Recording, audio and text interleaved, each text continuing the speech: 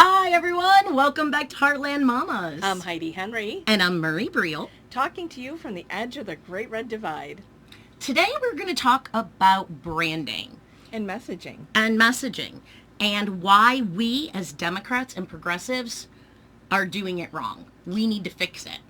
We tend to over-explain everything, like somebody has 20 minutes to discuss a conversation or discuss a topic.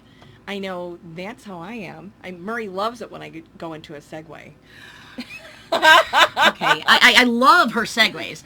When we do the show, it's a little more important to steer her back, but she's absolutely right. Mm-hmm. You know, we tend to look, as Democrats and progressives, we tend to see things from a greater perspective. Right. Instead of one or two issues, like we've talked about our single issue voters, we see, say, climate change. We see the implications on the environment. We see the implications on migration.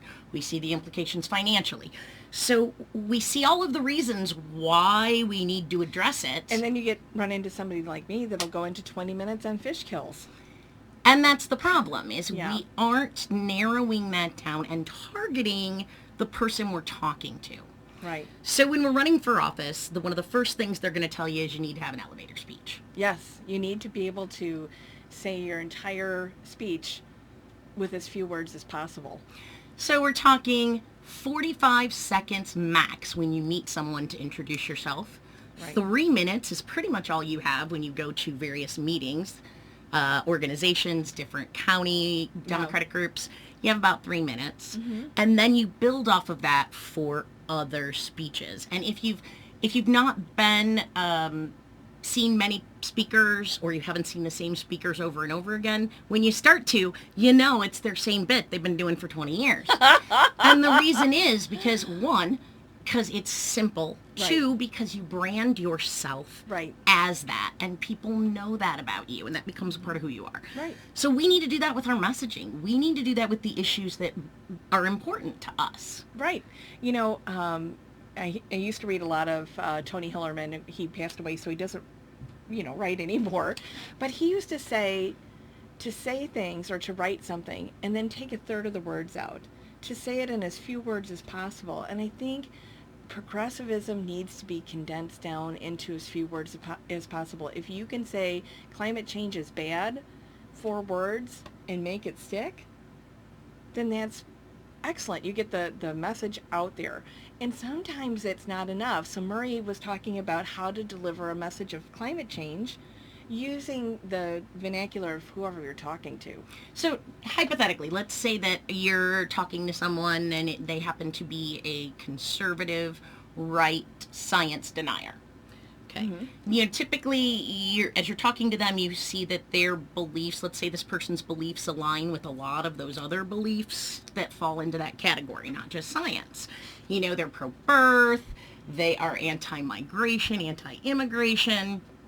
So when I talk to them and I say, hey, oh yeah, it's really hot. Well, yeah, it's that climate change. Climate change isn't real. Oh, but climate change is real because it does this, and it's going to cause bacteria to come out, and it's going to cause the seas to flood, and the earth to heat, and the plants to die. He's gone. Right. Or she's gone. They have absolutely no interest in anything that None you said. whatsoever. But now, after having talked to him before climate change came up, I know that he's very anti-migration, anti-immigration. So one of the things I would say is, yeah, I'm really worried about climate change. Well, it's not real. Well, even if it's not real, because the temperatures are rising, people are fleeing their countries. And you don't like immigration. You don't like migrants. Our country's going to be flooded with migrants when the rest of the world is uninhabitable. Right. And all of a sudden, this right-leaning person goes, we're going to have more people here? Wait, what do you mean? You think when there's no food and no ability to create food and the land is uninhabitable, people migrate. That happened all throughout history. Right. So they're going to come to where it is, and we just happen to be in a position where we'll have a center of us that, should it flood, will at least be dry, so we're going to have a bigger influx. Right. And that blows their mind. All of a sudden, climate change is important to them because they don't want brown people coming over. Exactly. And that's a horrible thing to say But that is the way that you get someone like that to pay attention. Then you can work on them about thinking brown people are bad. Mm-hmm. But if you can get them on one issue, one thing that you know is going to push their button. Yeah, and I'm going to talk a little bit about gun safety without going into too big of a segue. We had a murder, double murder over in Ottawa, Illinois. And apparently this person had warned that they were going to kill somebody. And no red flag warning was put into place. None at all. I don't know why nobody did. And I remember commenting, this is why we need active red flag warnings. And somebody said, yeah, because when nobody has guns, everybody's going to get, hurt, or they could stab her to death instead. And I said, at least you'd have a chance to run and get help or make a phone call to 911. Or be stabbed and still survive. Right. Or be only 2 people stabbed as opposed to multiple. Or 2 people alive instead of 2 people dead. And the person who did the crime is also dead from a gunshot wound. So it's gun safety. It's red flag warnings. It's not... You and I, between the 2 of us, have been to 1,000+ Democratic meetings. We've never, ever heard one person once ever say, take everybody's guns away. I Ever. swear It's to you. never happened. Campaigning throughout the 16th Congressional District. There are 14 counties. It is over 1,000 miles span.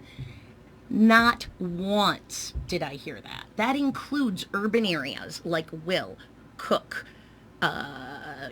Kendall, Kane, Lacelle, all these counties that not once did anyone, not the governor, not J.B. Pritzker when he was campaigning, and we saw him many times. Not any no one ever has said that. No one's ever said that. It's never even come up in discussion in a meeting. You've got like 60 raving, tree-hugging liberals, right? And not once does it come up. Come on, guys. I always tell people when you go to a Democratic meeting, you meet a lot of union people and a whole lot of teachers.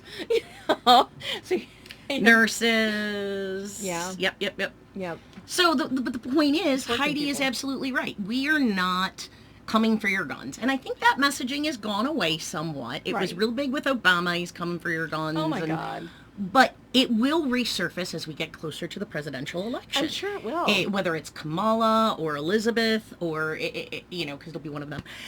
It doesn't matter. What happens, though, is that narrative will come back. So Heidi's absolutely right. We need to change it to gun safety. So, red flag warning. Right. Tying an elevator speech, a pitch, 2 lines to what you believe will target that person. Well, and to wit, when I spoke to this one person about red flag warnings and explained that it was just a method to give somebody a little more time to survive, it changed her opinion on gun safety. That's all people want is an opportunity to survive, to not die from violence. Now, do me a favor and explain what the red flag warning system you're talking about is. Well, red flag warning is if you have somebody who's a gun owner, legally or illegally, and they've made credible threats of violence. And a credible threat of violence it happens every day. And all it does is it allows the police to come in, remove the guns from the household for a set amount of time, and each state is a little different, until things cool down, until they rectify the situation, and then the guns are returned. So it just takes them out of the conversation. So there's no immediate knee-jerk response of violence to a situation where you lost the remote control again, bam, bam, So it's just a buffer. That's all it is. It's not a permanent solution. It doesn't take the guns away forever. If you're illegal in this state, a FOID card carrying gun holder like myself, your guns will be returned. If it's found out that you are a homicidal maniac or have those guns illegally, guess what? You don't get them back, right? You can apply to get them back, and the judge will take a look at it. But it's just a little buffer to help people stay alive. Women exponentially. People who threaten to have to kill themselves. It's another thing. I talk frequently about a younger sibling I have that he was always threatening to kill himself, always. And the police would come and take away his guns for a little while. They weren't his, they actually belonged to my dad, until he settled down, until he got some mental health assistance that helped him be able to cope with his illness. He's not able to own a FOID card or own his own guns, but it had kept him alive. It's absolutely kept him alive. So as you were talking about that, it sparked a memory of mine of an article that I had read, and it ties in really well. So do you remember about 2 weeks ago, the Florida woman who was arrested after she brought her Yes. estranged husband's weapons in to the police because she was afraid that they'd use them against him? So what happened is they had been separated. Right. And she knew he had multiple firearms. Right. He had threatened to kill her. He had abused her horribly. He had tried to kill her before. Right. They were in a heightened conflict. At that moment, she went into his apartment, got his guns, brought them to the police station to say if there would be that law in place, a red flag law, In Florida, she could have reported it and then gotten it. But she didn't, so she brought them for her own safety, saying, hey, this guy is going to kill me, and do something. Just take him, please. And she is now charged and in jail. Go figure! Well, right. I think she's out now, but the charge to her was breaking and entering and theft. But she had asked the police for help multiple times. She was jailed without bail. Yes. For 5 days and 6 nights. Right. For trying to save her life, which may have saved her life because in the meantime, the police have her guns and she's in a place where her ex-husband can't get her. I mean, that's pretty extreme, but when you've asked for help, and we know women are 80% more likely to die by gun violence in a domestic situation. When a gun is present, women are 80% more likely to die. We can't help the fact that we are often victims of this. And she took the law into her own hands, right or wrong. She probably saved her own life. Absolutely. You know. So again, we go back to our messaging. So, if you said to someone who is a real big proponent of guns, and you're going to take my guns, you Democrats, you're going to take them away, and I'm holding on to them, and I don't want any laws, and I don't want any restrictions. And I said to that person, hey, what would happen if your wife or your daughter split up from her boyfriend? Yeah. And, they had a real abusive type relationship, and he threatened to kill her. Well, I'd kill him. I'm sure you would. Oh, yeah. But what would you do if she told you he had guns and went and got the guns and brought them to the police station so she'd be safe? Oh. I have a very strong feeling that person is going to have a whole different opinion on what it means, your rights. Because if it comes to your daughter being shot by an abusive, psychotic boyfriend because there's no red flag rule, and some random person, it makes it personal, it makes it realistic, it makes it tangible, and then people's minds start to change. Well, and I think with that, had the Sandwich Police acted, or the LaSalle County Sheriff's been asked to act, you can't, red flag warnings, I mean, our police departments don't have, what was it, Karnak? They don't have oh, this person's going to do something bad, I better go take their guns. It doesn't work that way. They can't guess. Someone has to let them know that this is an issue. And in this person's case, a red flag warning was not issued.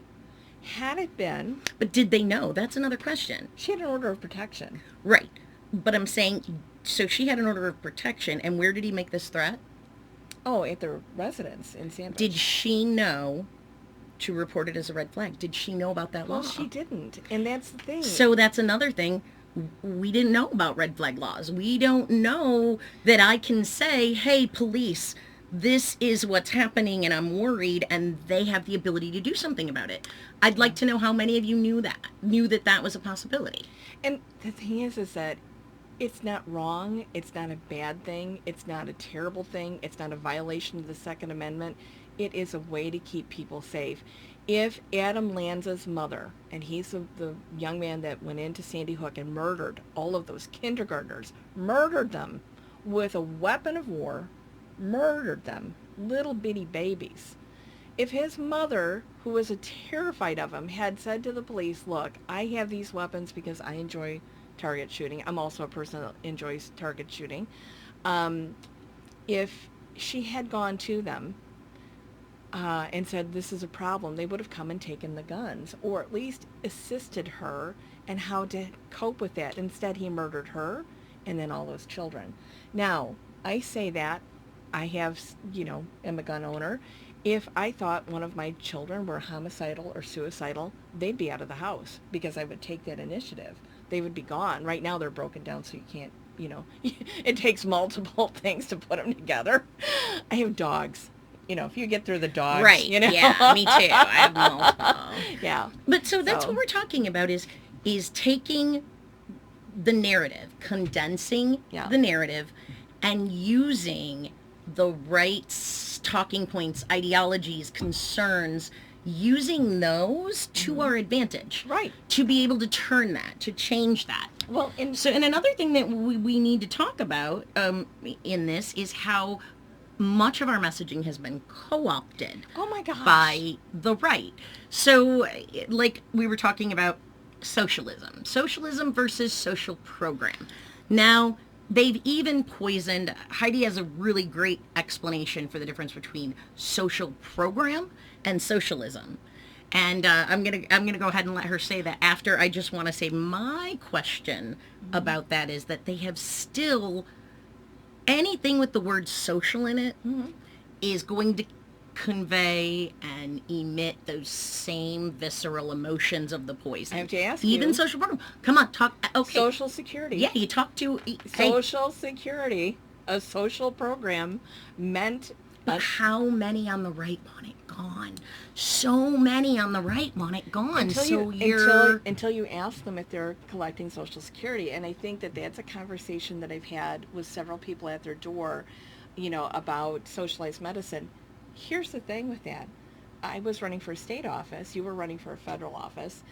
There's nothing for what I was running for that I could have done to bring socialized medicine to Illinois. We can't afford it. And then everybody would move to Illinois, and we'd be in big trouble because we don't have enough space. But we've got a lot of empty small towns. There's a lot of empty small towns. Yeah. We'll just... Okay, so maybe we'll do that. But, and I think it would be bigger than pot. And we legalize pot, legalize medicine. Okay, so here's how I look at... Best thing ever. Yeah. Oh, okay, no, not really, but it was a nice bonus. Yeah. So it's going to help us, in the segue, Heidi's going to segue. Colorado just went over $1 billion in revenue. Oh, I know. In profit revenue from legalizing pot. Do you know what that would do for us here in Illinois? I mean, honest to God. Well, that'll be another show that we'll talk about. So let's talk about meeting the medicine. Right now, every time you pay a healthcare premium, and I don't care if it's your Medicare Part B or your Medicare Part D to fill in the donut hole. I have a husband on hang on, he's on Social Security. Anyway, we're trying to navigate that, and I don't care how many seminars you go to until you live it, you don't know it. So he, and my husband's always sick, so it's really important that we have excellent insurance. So here's what we've done is I've researched this up at one side and down the other.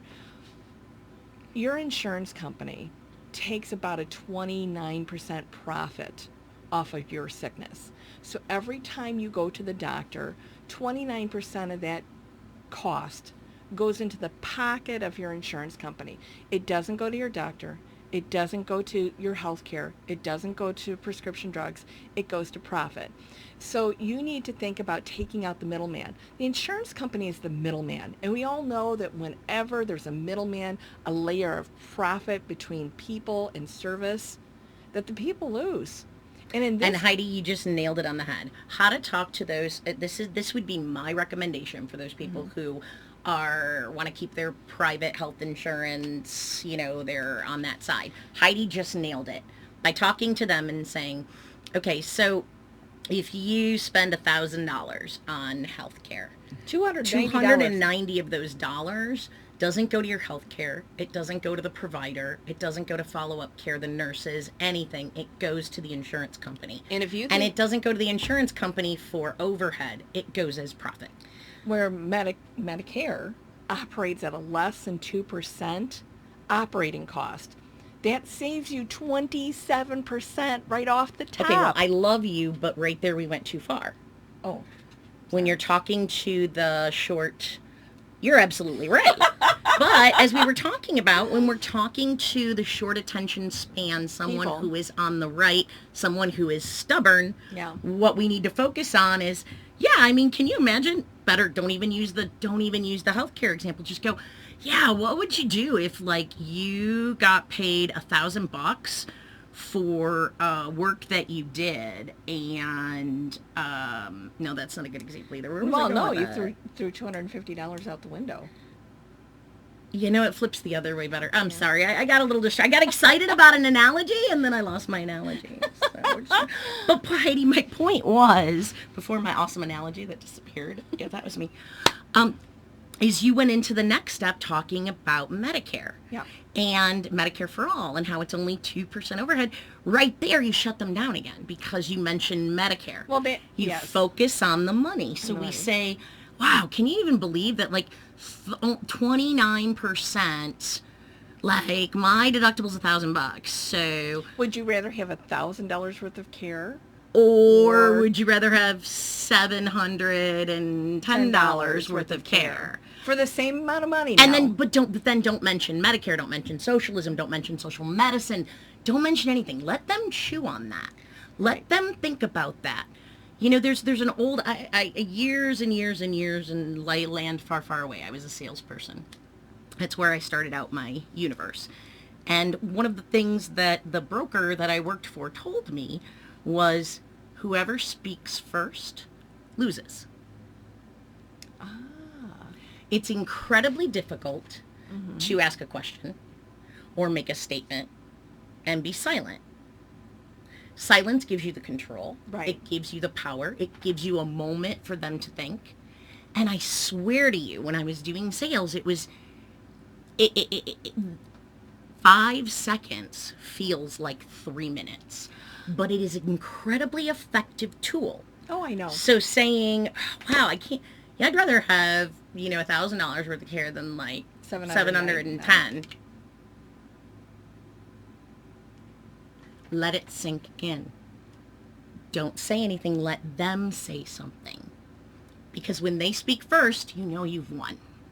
So that's just a side note that we need to stop, like we were talking about. Right. And if they come up with another idea, great, engage in the Medicare comment. Engage in, whatever that next argument is.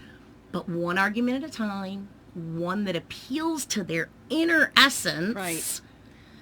Even those deep-seated, racist BS. And it's hard to say this.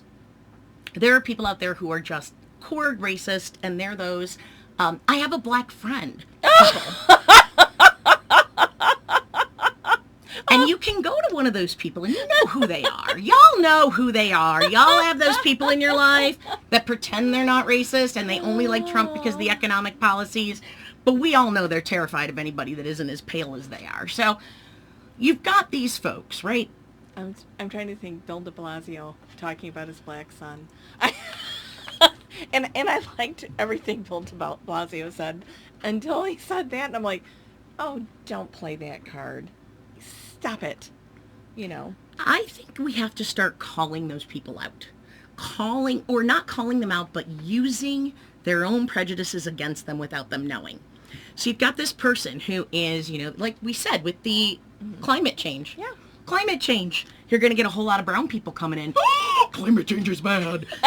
Using their biases, using their prejudices against them without them knowing. We are so much smarter. I'm sorry. Progressives think, Democrats think, liberals think Republicans do too, I'm sure. I don't know But very they fall many, in so I line. can't guarantee. They fall in line. But the point is, we are so much smarter and able to use the narrative for our own benefit. But we have to avoid getting talky and doing Heidi segues about everything. I do it too. We all do. Yeah. It's just a matter of being more conscious. Being more conscious about how we say things. Shortening things. Heidi's absolutely right. She has a phenomenal point on that. Conciseness. And then when you're in those discussions, being able to say, hey, you, oh yeah, because, brown people. Oh! Tap into that inner BS. And then when you see that inner BS on social media, I would like to say, before jumping in and killing someone. Oh. I would be afraid if I said that. If I y'all would know it's not meant that way, but somebody wouldn't, and someone would take it the wrong way. If I said to someone who is denying climate change, hey, guess what? If we don't pay attention, you're going to have brown people here. You can imagine how that would explode and how it would be taken the wrong way, but that would be extremely effective. So maybe we need to find a way to, in the social media world, manage that as well. But we were talking interpersonal. Well, yeah. I think that This anytime. was an awesome topic. Yeah. And it's a topic that we could go on and on and on about, because messaging is so crucial. And I know I tried to introduce myself at the door when I knock on people. Hi, I'm Heidi Henry. I'm running for the When you Illinois. knock on people? Knock on people's doors. It's an awkward thing when you knock on a person. Yeah. Don't do Typically, it. knock on a door, Right. knocking on a person can be assault. Heidi was never charged. I never knocked on a person, but I would knock on their door, Murray, when I would talk to them and I'd introduce myself, and because I didn't have any money to run on, so I would have to engage, and people would have either heard of me or seen my sign. Having the double H helped, but when I would talk with them, I would explain to them who I was, what the office I was running for, and I am a poor person running for office. And the reason, or a person of modest means running for office, we don't have enough of those. And so when we go into those discussions, I would then shut up, like you said, or I'd say, what issues are important to you? And be quiet and let them talk. And sometimes people just are so desperate to be heard. Even people who are maybe to the scale to the right, where normally I wouldn't have knocked on their doors, even those people who are to the right, and their concerns about property taxes, my concern too. Their concerns about their children and grandchildren not being able to have jobs that pay the bills, my concerns too. So when we find that common ground, healthcare was huge. Healthcare is huge. And when we would find that common ground, then we could go and move ahead. But I found when I knocked on the door of a progressive or a liberal or a Democrat, the conversations were extremely long for people that I knew were already going to vote for me. Because they're on the same page. We totally agree. Union supporter, union family, healthcare issues, so you already know that you have them, but those are the people we like to talk to, people we have things in common with. And that's why we have to reach out and talk to people who we don't have things in common with. And talking to them from a normal perspective, a sane, logical, rational perspective is clearly not working. We need to tap into their inner biases, their inner prejudice, manipulate them. They're easy. They followed Blotus in chief with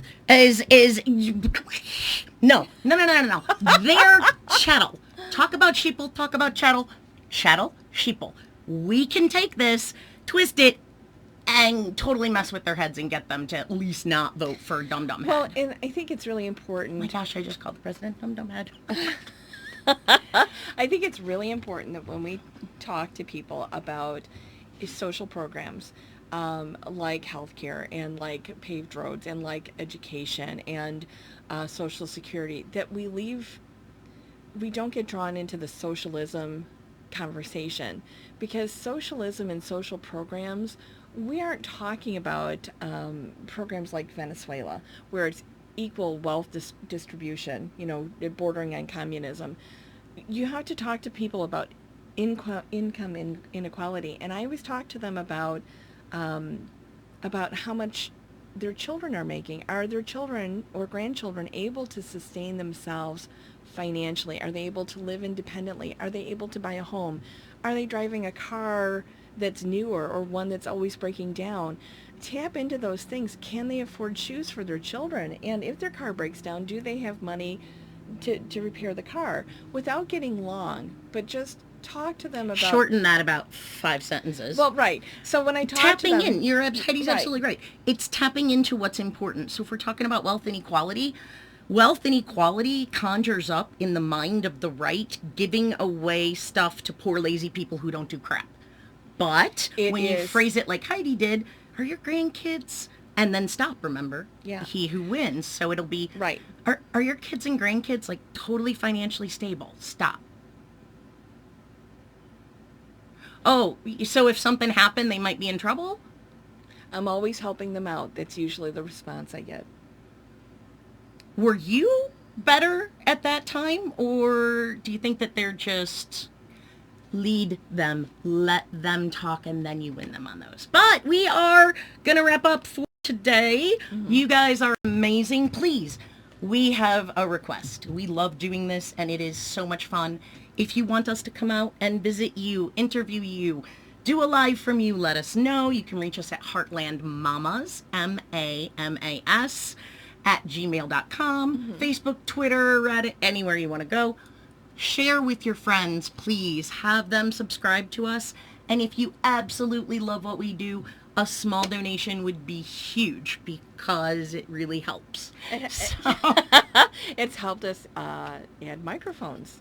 It's helped us add microphones. and increased our bandwidth on our podcast channel so that we can bring you episodes every week. If we don't have it, we can't do that, and then you'll cry and miss us, and we won't know what to do. So, and I promise, if you love Heidi segues, we could just do a Heidi segue. We may just toss out and do Heidi segues. Yeah, anytime, especially if it's history and Ronald Reagan. Oh, see, for me, I could go forever in religion and politics. So that's mine.